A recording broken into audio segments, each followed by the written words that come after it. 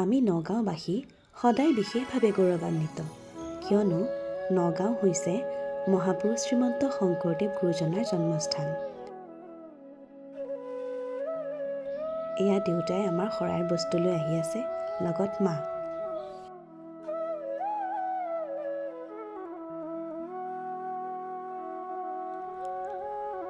নামঘৰৰ বেৰবোৰত ইমান ধুনীয়াকৈ চিহ্নবোৰ খোদিত কৰা আছে, চাওকচোন বৰ ভাল লাগিছে। এই ভাগ আচলতে মূল নামঘৰ নহয়, এই নামঘৰত গুৰুজনাৰ পদচিহ্ন আছে।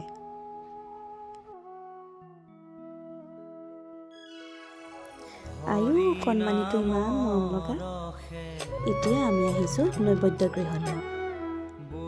বৰদোৱালৈ যিসকলে শৰাই, তেল, ধূপ বা যি বস্তু আনে সকলো নৈবেদ্য গৃহতে জমা দিব লাগে।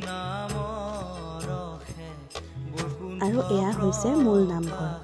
আমি এতিয়া নামঘৰত সোমোৱা নাই, প্ৰথমে হাত ভৰিকেইটা ধুই লওঁ বুলি আগুৱাই গ'লোঁ। এইফালে আহি থাকোঁতেই দেউতাই কৰ্মজীৱনৰ বন্ধু এজনক লগ পালে। লগ পাই যে কিমান আনন্দ, বহুত বছৰৰ মূৰত লগালগি হৈছে।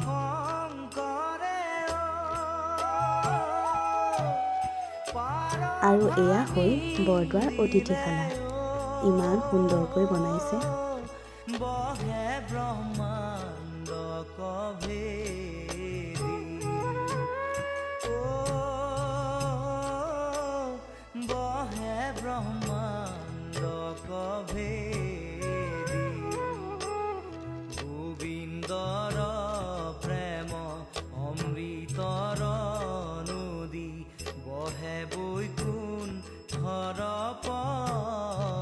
আৰু এইজোপাই হৈছে সেইজোপা শিলিখা গছ, যিজোপা গছৰ তলত বহি গুৰুজনাই শাস্ত্ৰ চৰ্চা কৰিছিল।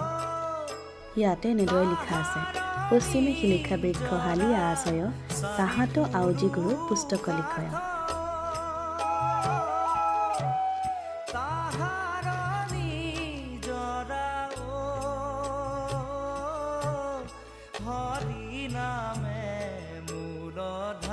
তাৰপিছত আমি আহিলোঁ নামঘৰলৈ বুলি। এয়া নামঘৰৰ সন্মুখৰ নাটঘৰ।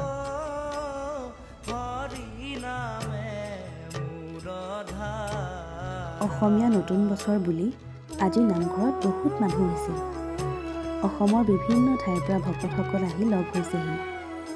এয়া নাম প্ৰসংগ চলি আছে।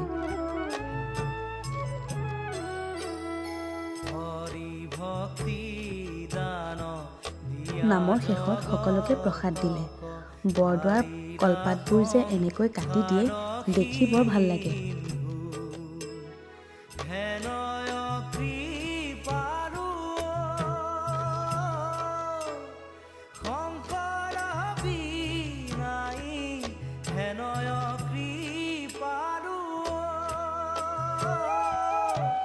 প্ৰসাদ খাই নামঘৰত সেৱা সৎকাৰ কৰি আমি ওলাই আহিলোঁ আৰু আহিলোঁ মূল নামঘৰৰ কাষতে থকা গুৰুজনাৰ পদচিহ্ন চাবলৈ।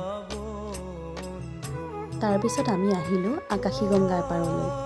আমাৰ তিনিওজনৰ বাবে মায়ে ঘৰৰ পৰা সেই ৰঙা পলিথিনটোত কিবা খোৱা বস্তু আনিছে। দেৰি হৈছে যিহেতুকে ভোকো লাগিছিল, সেয়েহে আমি তিনিওজনে আকাশী গংগাৰ পাৰতে খাওঁ বুলি ইয়ালৈ আহিলোঁ। সৰু সৰু দোকানবোৰত সৰু সৰু বস্তুবোৰ দেখি বৰ মৰম লাগে।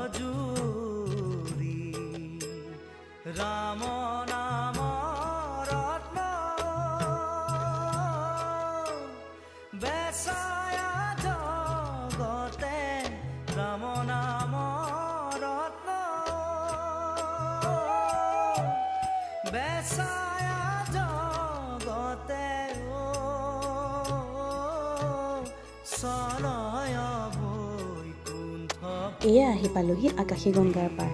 আহি পাই দেখিছোঁ বা ইয়াতো ইমান মানুহ, সকলোৱে ইয়াত ভাত এসাঁজ খাওঁ বুলি আহে। বৰ ভাল লাগে, ইয়াত বনাই খোৱাৰ মজাটোৱেই বেলেগ।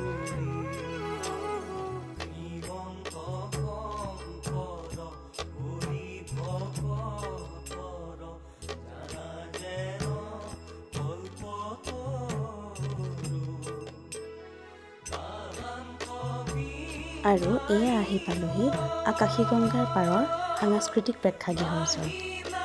বৰদোৱা থানৰ যিকোনো সাংস্কৃতিক অনুষ্ঠান এই মঞ্চতেই অনুষ্ঠিত কৰা হয়।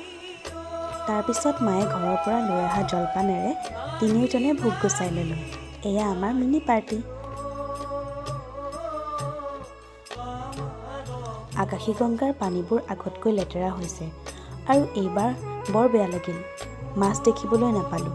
মুড়িবোৰ এনেকেই পৰি আছে। আগতে এনেকৈ মুড়ি দিয়াৰ লগে লগে মাছবোৰ দৌৰি আহে খাবলৈ।